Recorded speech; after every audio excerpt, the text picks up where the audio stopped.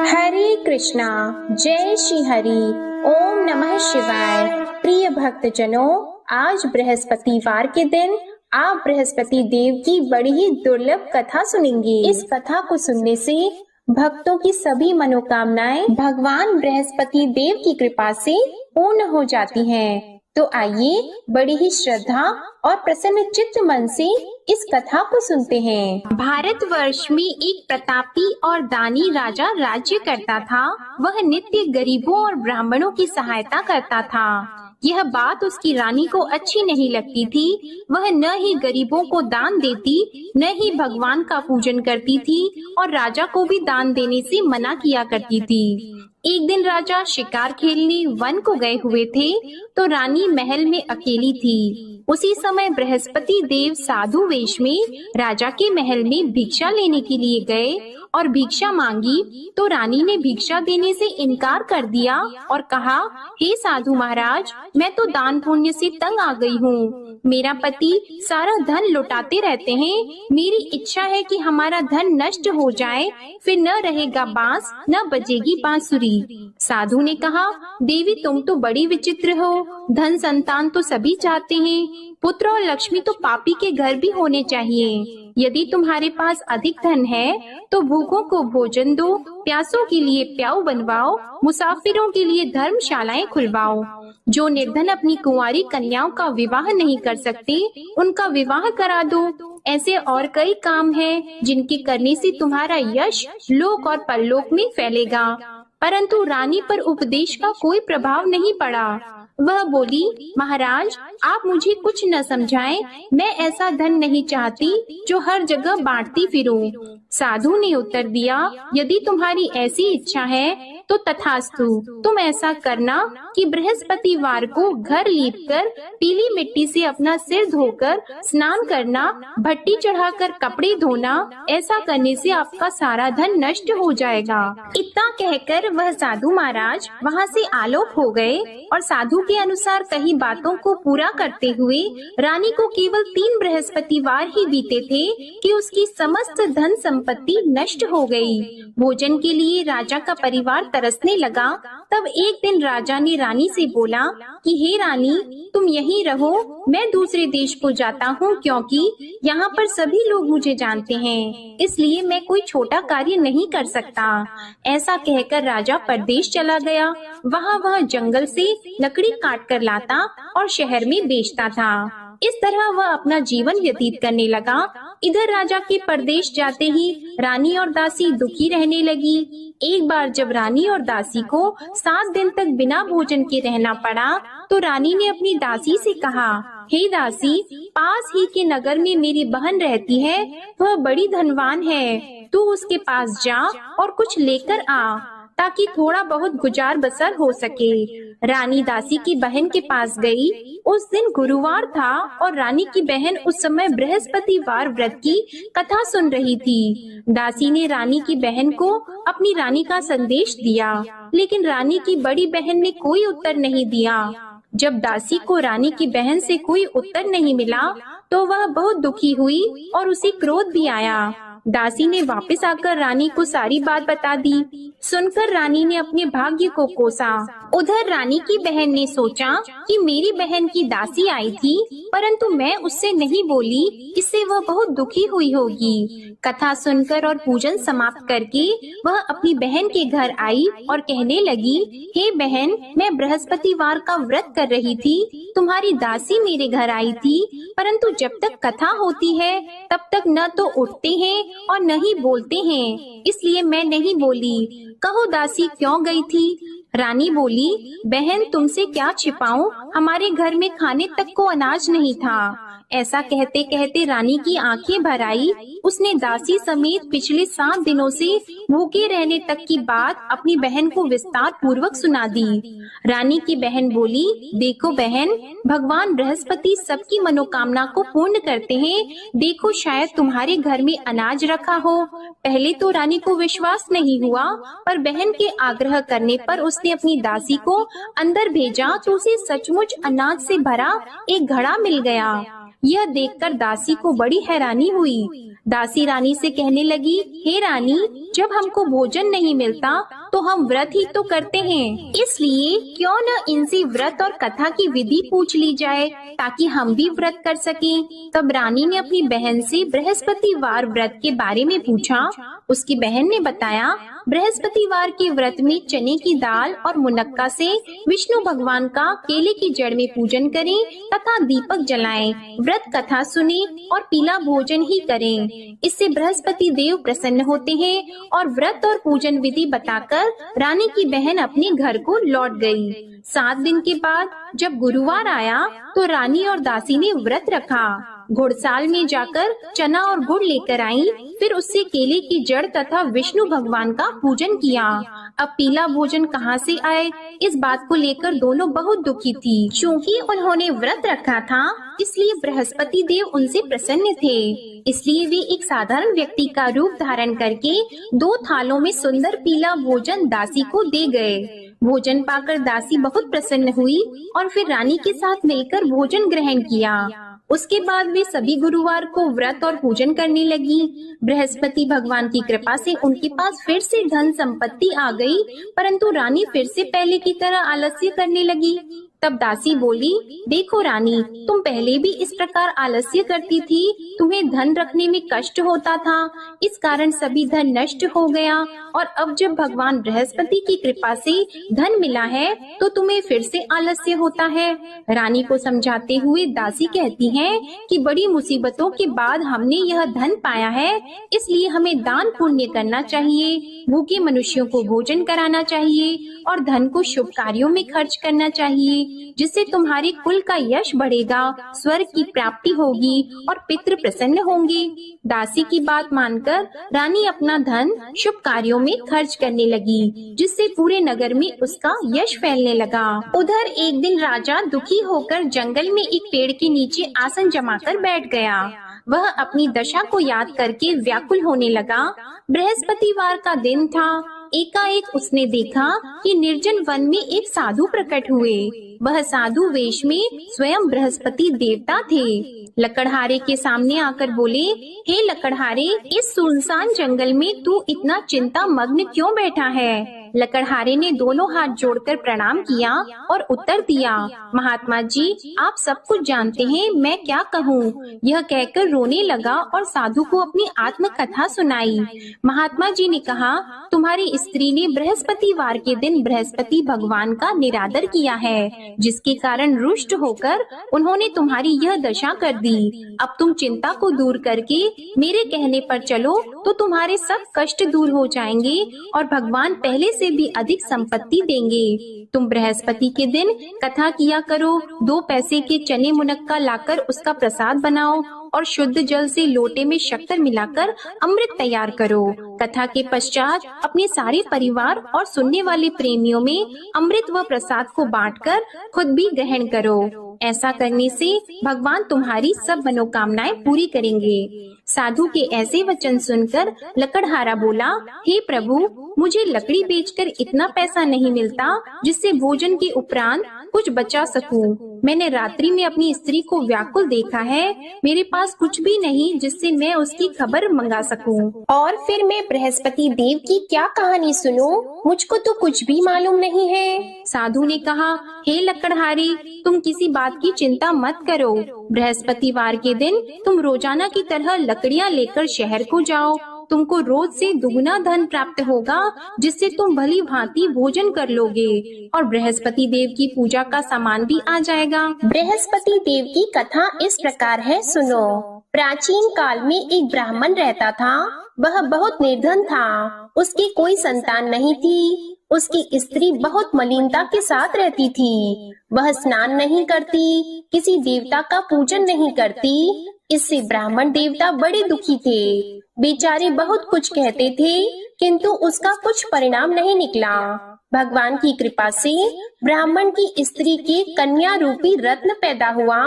कन्या बड़ी होने पर प्रातः स्नान करके विष्णु भगवान का जाप और बृहस्पतिवार का व्रत करने लगी। अपने पूजन पाठ को समाप्त करके विद्यालय जाती तो अपनी मुट्ठी में जौ भर के ले जाती और पाठशाला के मार्ग में डालती जाती। तब ये जौ स्वर्ण के हो जाते तो लौटते समय उनको बीन कर घर ले आती। एक दिन वह बालिका सूप में उस सोने के जौ को फटक कर साफ कर रही थी कि उसके पिता ने देख लिया और कहा, हे बेटी, सोने के जौ के लिए सोने का सूप होना चाहिए। दूसरे दिन बृहस्पतिवार था। इस कन्या ने व्रत रखा और बृहस्पति देव से प्रार्थना करके कहा, मैंने आपकी पूजा सच्चे मन से की है तो मेरे लिए सोने का सूप दे दो। बृहस्पति देव ने उसकी प्रार्थना स्वीकार कर ली। रोजाना की तरह वह कन्या जौ फैलाती हुई जाने लगी। जब लौटकर जौ बीन रही थी तो बृहस्पति देव की कृपा से सोने का सूप मिला। उसे वह घर ले आई और उसमें जौ साफ करने लगी, परंतु उसकी माँ का वही ढंग रहा। एक दिन की बात है कि वह कन्या सोने के सूप में जौ साफ कर रही थी। उस समय उस शहर का राजपुत्र वहाँ से होकर निकला। इस कन्या के रूप और कार्य को देखकर मोहित हो गया और अपने घर आकर भोजन और जल त्याग कर उदास होकर लेट गया। राजा को इस बात का पता लगा तो अपने प्रधानमंत्री के साथ उसके पास गए और बोले, हे बेटा, तुम्हें किस बात का कष्ट है? किसी ने तुम्हारा अपमान किया है अथवा और कोई कारण हो सो कहो, मैं वही कार्य करूँगा जिससे तुम्हें प्रसन्नता हो। अपने पिता की राजकुमार ने बातें सुनी तो वह बोला, मुझे आपकी कृपा से किसी बात का दुख नहीं है। किसी ने मेरा अपमान नहीं किया है, परंतु मैं उस लड़की से विवाह करना चाहता हूँ जो सोने के सूप में जौ साफ कर रही थी। यह सुनकर राजा आश्चर्य में पड़ गया और बोला, हे बेटा, इस तरह की कन्या का पता तुम ही लगाओ, मैं उसके साथ तेरा विवाह अवश्य ही करवा दूंगा। राजकुमार ने उस लड़की के घर का पता बताया। तब मंत्री उस लड़की के घर गए और ब्राह्मण देवता को सभी हाल बताया। ब्राह्मण देवता राजकुमार के साथ अपनी कन्या का विवाह करने के लिए तैयार हो गए तथा विधि विधान के अनुसार ब्राह्मण की कन्या का विवाह राजकुमार के साथ हो गया। कन्या के घर से जाते ही पहले की भांति उस ब्राह्मण देवता के घर में गरीबी का निवास हो गया। अब भोजन के लिए भी अन्न बड़ी मुश्किल से मिलता था। एक दिन दुखी होकर ब्राह्मण देवता अपनी पुत्री के पास गए। बेटी ने पिता की दुखी अवस्था को देखा और अपनी माँ का हाल पूछा। तब ब्राह्मण ने भी सभी हाल कहा। कन्या ने बहुत सा धन देकर अपने पिता को विदा कर दिया। इस तरह ब्राह्मण का कुछ समय सुख पूर्वक व्यतीत हुआ। कुछ दिन के बाद फिर वही हाल हो गया। ब्राह्मण फिर अपनी कन्या के यहाँ गया और सारा हाल कहा तो लड़की बोली, हे पिताजी, आप माताजी को यहाँ ले आओ, मैं उन्हें विधि बता दूंगी जिससे उनकी गरीबी दूर हो जाए। वह ब्राह्मण देवता अपनी स्त्री को साथ लेकर पहुँचे तो अपनी माँ को समझाने लगी कि हे माँ, तुम प्रातः काल प्रथम स्नान आदि करके विष्णु भगवान का पूजन करो तो सब दरिद्रता दूर हो जाएगी। परंतु उसकी माँ ने एक भी बात नहीं मानी और प्रातः काल उठकर अपनी पुत्री के बच्चों की जूठन को खा लिया। इससे उसकी पुत्री को भी बहुत गुस्सा आया। उसने एक रात को एक कोठरी से सारा सामान निकाल दिया और अपनी माँ को उसमें बंद कर दिया। प्रातः उसमें से उसे निकाला तो स्नान आदि करा के पूजा पाठ करवाया तो उसकी माँ की बुद्धि ठीक हो गई। इसके बाद वह नियम से पूजा पाठ करती और प्रत्येक बृहस्पतिवार को व्रत रखने लगी। इस व्रत के प्रभाव से उसकी माता और पिता बहुत ही धनवान और पुत्रवान हो गए और बृहस्पति देवता के प्रभाव से इस लोक के सुख को भोगकर अंत में स्वर्ग को प्राप्त हुए। इस तरह कहानी कहकर साधु देवता वहाँ से अंतर्ध्यान हो गए। धीरे धीरे समय व्यतीत होने पर फिर वही बृहस्पतिवार का दिन आया। लकड़हारा जंगल से लकड़ी काटकर किसी शहर में बेचने गया। उसे उस दिन और दिन से अधिक पैसा मिला। राजा ने चना गुड़ आदि लाकर गुरुवार का व्रत किया। उस दिन से उसके सभी क्लेश दूर हो गए। परंतु जब दोबारा गुरुवार का दिन आया तो बृहस्पतिवार का व्रत करना भूल गया। इस कारण बृहस्पति भगवान नाराज हो गए। उस दिन उस नगर के राजा ने विशाल यज्ञ का आयोजन किया था तथा शहर में ये घोषणा करा दी कि कोई भी मनुष्य अपने घर में भोजन न बनवाए, न आग जलाए। समस्त जनता मेरे यहाँ भोजन करने आए। इस आज्ञा को जो न मानेगा उसे फांसी की सजा दी जाएगी। इस तरह की घोषणा संपूर्ण नगर में करवा दी गई। राजा की आज्ञा के अनुसार शहर के सभी लोग भोजन करने गए, लेकिन लकड़हारा कुछ देर से पहुंचा, इसलिए राजा उसको अपने साथ घर लेके गए और ले जाकर भोजन करा रहे थे तो रानी की दृष्टि उस खूंटी पर पड़ी जिस पर उसका हार लटका हुआ था। वह वहाँ पर दिखाई नहीं दिया। रानी ने निश्चय किया कि मेरा हार इस मनुष्य ने चुरा लिया है। उसी समय सिपाहियों को बुलाकर उसको कारागार में डलवा दिया। जब लकड़हारा कारागार में पड़ गया और बहुत दुखी होकर विचार करने लगा कि न जाने कौन से पूर्व जन्म के कर्म से मुझे यह दुख प्राप्त हुआ है, और उसी साधु को याद करने लगा जो कि जंगल में मिला था। उसी समय तत्काल बृहस्पति देव साधु के रूप में प्रकट हुए और उसकी दशा को देखकर कहने लगे, अरे मूर्ख, तूने बृहस्पति देव की कथा नहीं करी, इस कारण तुझे दुख प्राप्त हुआ है। अब चिंता मत कर, बृहस्पतिवार के दिन कारागार के दरवाजे पर 4 पैसे पड़े मिलेंगे, उनसे तू बृहस्पति देव की पूजा करना, तेरे सभी कष्ट दूर हो जाएंगे। बृहस्पतिवार के दिन उसे 4 पैसे मिले। लकड़हारे ने कथा कही। उसी रात्रि को बृहस्पति देव ने उस नगर के राजा को स्वप्न में कहा, हे राजा, तुमने जिस आदमी को कारागार में बंद कर दिया है वह निर्दोष है, वह राजा है, उसे छोड़ देना। रानी का हार उसी खूंटी पर लटका है, अगर तू ऐसा नहीं करेगा तो मैं तेरे राज्य को नष्ट कर दूंगा। इस तरह रात्रि के स्वप्न को देखकर राजा प्रातः काल उठा और खूंटी पर हार देखकर लकड़हारे को बुलाकर क्षमा मांगी और लकड़हारे को योग्य सुंदर वस्त्र आभूषण देकर विदा कर दिया। बृहस्पति देव की आज्ञा के अनुसार लकड़हारा अपने नगर को चल दिया। राजा जब अपने नगर के निकट पहुंचा तो उसे बड़ा आश्चर्य हुआ। नगर में पहले से अधिक बाग, तालाब, कुएं तथा बहुत सी धर्मशाला, मंदिर आदि बन गई हैं। राजा ने पूछा, यह किसका बाग और धर्मशाला है?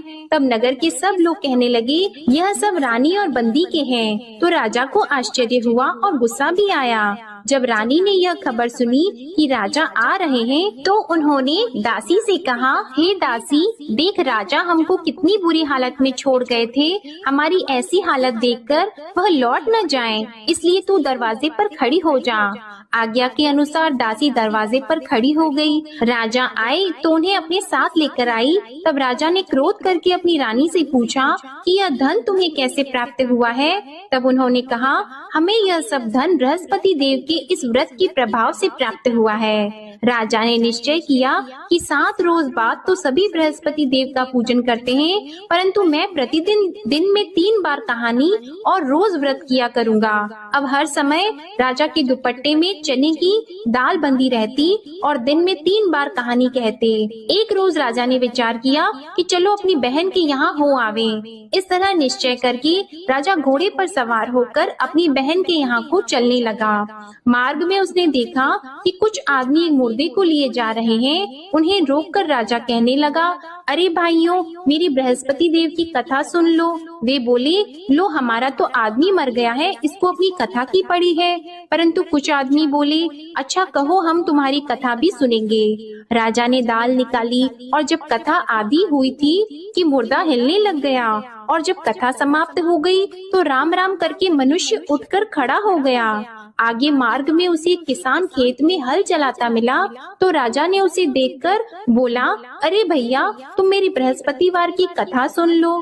किसान बोला, जब तक मैं तेरी कथा सुनूंगा तब तक 4 हरैया जोत लूंगा, जा अपनी कथा किसी और को सुनाना। इस तरह राजा आगे चलने लगा। राजा के हटते ही बैल पछाड़ खाकर गिर गए और किसान के पेट में बड़ी जोर का दर्द होने लगा। उस समय उसकी माँ रोटी लेकर आई और उसने जब यह देखा तो अपने पुत्र से सब हाल पूछा और बेटे ने सभी हाल कह दिया।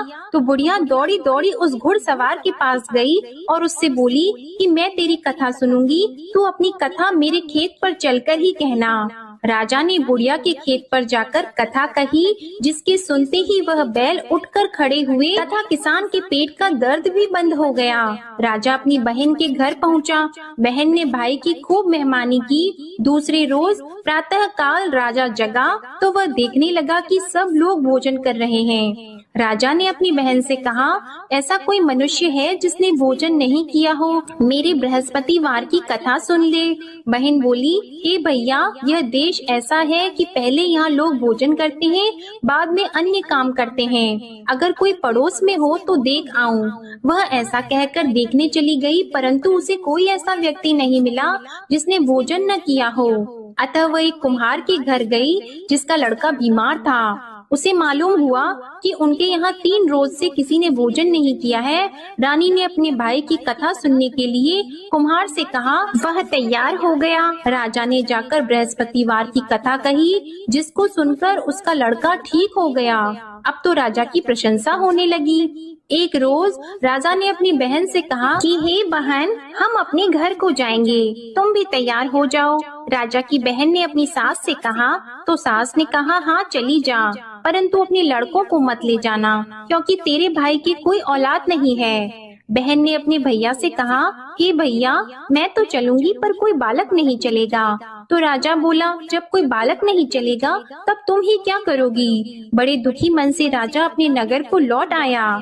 राजा ने अपनी रानी से कहा, हम निर्वंशी हैं, हमारा मुंह देखने का धर्म नहीं है और कुछ भोजन आदि नहीं किया है। रानी बोली, हे प्रभु, बृहस्पति देव ने हमें सब कुछ दिया है, वह हमें औलाद अवश्य देंगे। उसी रात को बृहस्पति देव ने राजा से स्वप्न में कहा, हे राजा उठो, सभी सोच त्याग दो, तेरी रानी गर्भ से है। राजा को यह बात सुनकर बड़ी खुशी हुई। 9वें महीने में उसके गर्भ से एक सुंदर पुत्र पैदा हुआ। तब राजा बोला, हे रानी, स्त्री बिना भोजन के रह सकती है, पर बिना कहे नहीं रह सकती। जब मेरी बहन आएगी तुम उससे कुछ मत कहना। रानी ने सुनकर हाँ कर दिया। जब राजा की बहन ने यह शुभ समाचार सुना तो वह बहुत खुश हुई और बधाई लेकर अपने भाई के यहाँ आई। तभी रानी ने कहा, घोड़ा चढ़कर तो नहीं आई है, गधा चढ़कर आई है। राजा की बहन बोली, भाभी, मैं इस प्रकार न कहती तो तुम्हें औलाद कैसे मिलती? बृहस्पति देव ऐसे ही हैं, जैसी जिसके मन में कामनाएं हैं सभी को पूर्ण करते हैं। जो सद्भावना पूर्वक बृहस्पतिवार का व्रत करता है एवं कथा पढ़ता है अथवा सुनता है, दूसरों को सुनाता है, बृहस्पति देव उनकी सभी मनोकामनाएं पूर्ण करते हैं। बृहस्पति देव उनकी सदैव रक्षा करते हैं। जो संसार में सद्भावना और सच्चे हृदय से बृहस्पति देव का पूजन करते हैं, उनकी सभी मनोकामनाएं उसी प्रकार पूर्ण होती हैं, जैसे राजा और रानी ने बृहस्पति देव की कथा का गुणगान किया। उनकी सभी इच्छाएं बृहस्पति देव ने पूर्ण की। मनुष्य को हृदय से उनका मनन करते हुए जयकारा करना चाहिए। तो प्रेम से बोलिए, बृहस्पति देव की जय, विष्णु भगवान की जय, समस्त देवी देवताओं की जय। अब आप भगवान बृहस्पति देव की आरती श्रवण कीजिए। ओम जय बृहस्पति देवा, ओम जय बृहस्पति देवा, छिन्न छिन्न भोग लगाऊं कदली फल मेवा। ओम जय बृहस्पति देवा, तुम पूर्ण परमात्मा, तुम अंतर्यामी, जगत पिता जगदीश्वर, तुम सबके स्वामी। ओम जय बृहस्पति देवा, चरणामृत निज निर्मल, सब पातक हरता, सकल मनोरथ दायक, कृपा करो भरता। ओम जय बृहस्पति देवा, तन मन धन अर्पण कर, जो जन शरण पड़े, प्रभु प्रकट तब होकर, आकर द्वार खड़े। ओम जय बृहस्पति देवा, दीन दयाल दयानिधि, भक्तन हितकारी, पाप दोष सब हरता, भव बंधन हारी। ओम जय बृहस्पति देवा, सकल मनोरथ दायक सब संशय तारो, विषय विकार मिटाओ संतन सुखकारी। ओम जय बृहस्पति देवा, जो कोई आरती तेरी प्रेम सहित गावे, ज्येष्ठानंद बंद सो निश्चय ही पावे। ओम जय बृहस्पति देवा, ओम जय बृहस्पति देवा। प्रेम से बोलिए भगवान बृहस्पति देव की जय। बोलिए भगवान श्री लक्ष्मी नारायण जी की जय। आपको आज की कथा पसंद आए, आरती पसंद आए तो वीडियो को लाइक कीजिएगा, शेयर कीजिएगा, कमेंट में भगवान बृहस्पति देव जी की जय लिखिएगा और चैनल को भी सब्सक्राइब कीजिएगा। इसी के साथ आज आप हमारे चैनल पर कार्तिक मास महात्म्य की कथा का अंतिम अध्याय और मार्गशीर्ष मास महात्म्य कथा भी जरूर सुनिएगा। प्रेम से बोलिए भगवान श्री बृहस्पति देव की जय।